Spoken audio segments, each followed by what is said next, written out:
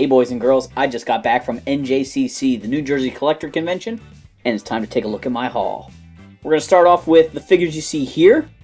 I was able to pick up a Loyal Subjects Walmart exclusive Skeletor paint variant. This one has the green paint on his face, kind of matches the vintage toy. I was hoping to get one of him when I was buying those figures at the store, and I just couldn't get a Skeletor, so I'm very excited to have him. He's got the monster feet like the toy, which is pretty cool.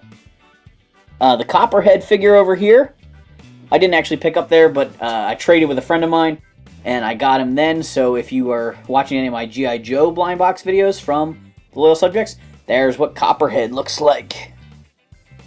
In the background then you can see I got a couple card figures. I picked up a Gold Helmet Iron Grenadier Destro. This I'm taking to RetroCon to have Arthur Burkhart sign. He was the voice of Destro in the vintage cartoon.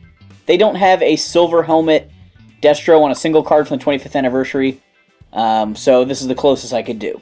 Next up, I have a carded Snow Job figure. Rob Paulson is going to be at RetroCon, and I'm going to get him to sign this figure for me. Last but not least on this screen, Marvel Legends Wolverine with Build-A-Figure Juggernaut part. This is the only figure I needed from this wave, so I was happy to finally find him. I had never seen them in stores. I passed on them once before at an NJCC. They seem to all have their claws kind of boogered up in the package a little bit. And you can kind of see it there. This one's not too bad, so I'm going to try and straighten those out. And now I can finally build my Juggernaut.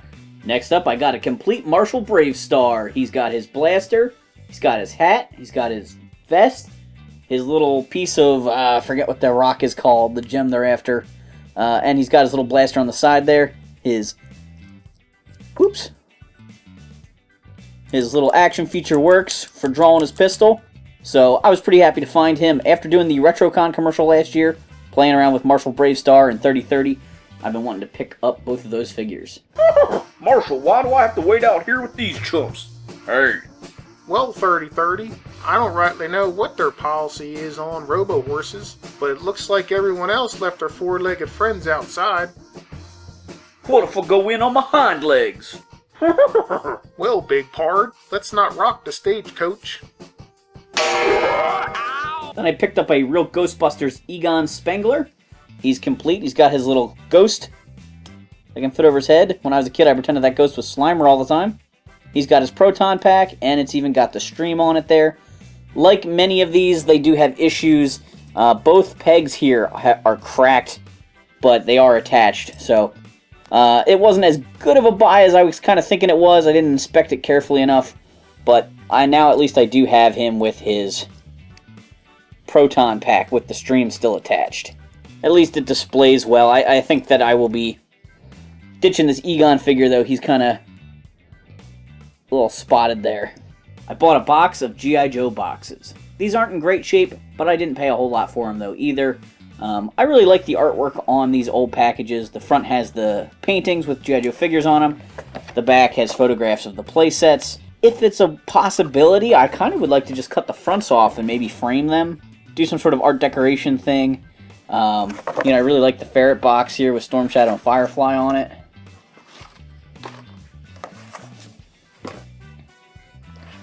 We've got the Cobra Bunker with Crimson Guard and Destro. Cobra Claw with a Cobra Trooper or a Cobra Viper pilot there. We've got the Silver Mirage with Duke and Mutt and Bazooka. This box has a pretty unusual mix there with 2 different years worth of characters, because Bazooka was an 85 Joe, and you don't usually see the crossover on the art like that. Also got the box to the Recon Sled. I remember opening this as a kid. Love that art with Bazooka on the front there.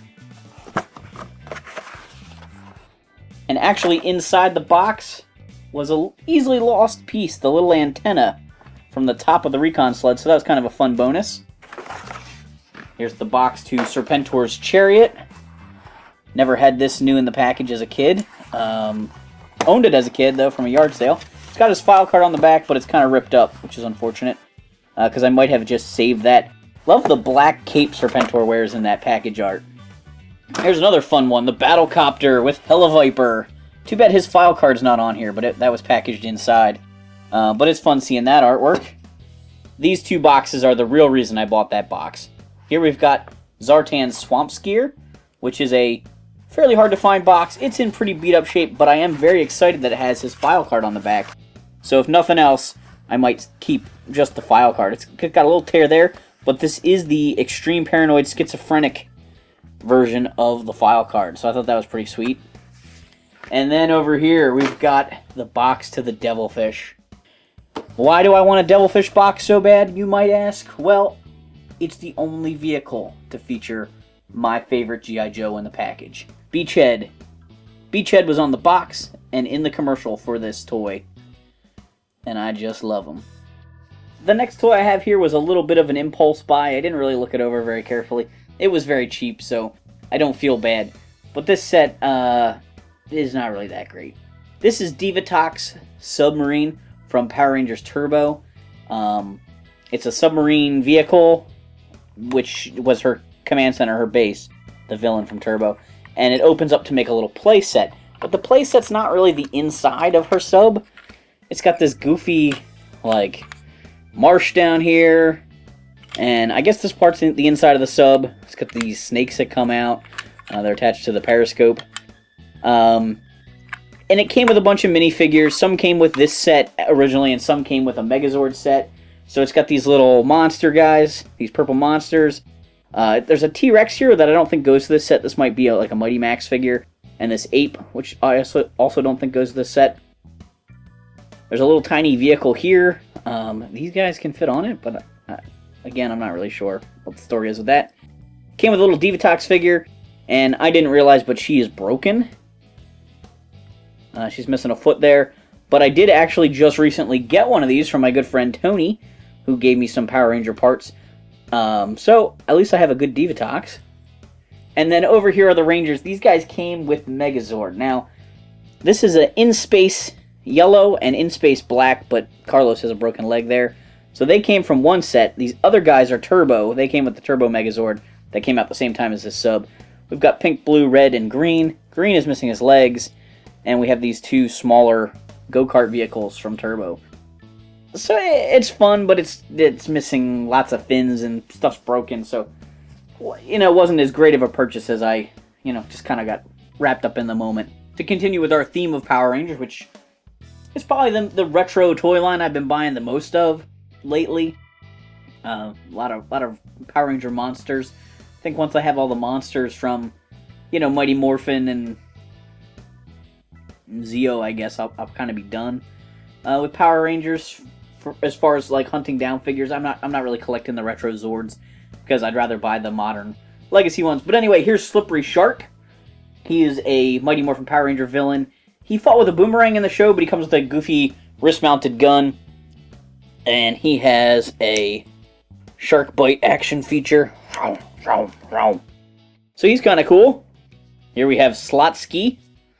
He's got a big magnetic hand. He's got a axe hammer type weapon over here with a $sign on it. And his chest has a slot machine.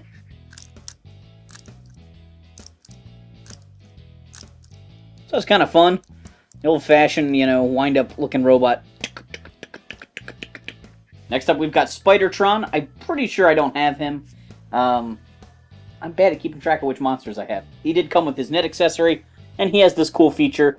When you pull a knob on his back, his spider legs move. Ha ha ha! Rangers, I will get you. No. I picked up a Cog figure. This is the Foot Soldier from Power Rangers Zeo. I am a big fan of collecting the Foot Soldier characters. He has his weird robotic chest beating feature. Zeo, Zeo, Zeo, Zeo. And he came with his little staff weapon. So this is the second Cog I own. Trying to build up a little army, putties and cogs, and Tango Warriors! Caw-caw! Tango Warrior! Here's his goofy claw shield weapon thing that doesn't stay on well. But I picked up a Tango Warrior. They have enormous feet, and these bird wing arm flappy features. Partly metal, partly real, silver hawks. So Tango Warrior was the foot soldier for the end of Mighty Morphin after the movie came out. Ivan Ooze kind of created them, but in the TV show, Rito Revolto created them. But yeah, they were the foot soldiers for the ninja Ninja Power Ranger, Ninja Megazord era. I'm getting all the terminology wrong here. But, you know, this is the first Tango Warrior I picked up. I've looked at a couple before, but usually they were missing the cloth feather piece here, so I was pretty excited to be able to get a Tenga that way. Last thing I picked up at the show was a Zeo Red Ranger, Tommy Oliver figure from the Power Rangers Super Mega Force line. They released a lot of the various Red Rangers during Super Mega Force, and I kind of passed on all of them, and I'm not sure why. And so when I saw him today, since Zeo came right after Mighty Morphin, and I'm sort of collecting that era a lot right now, I decided to grab him. Plus, it'll give somebody for the Cog to fight. Thanks for watching this super exciting, outrageous toy review. Make sure to like, subscribe, and check out our other videos.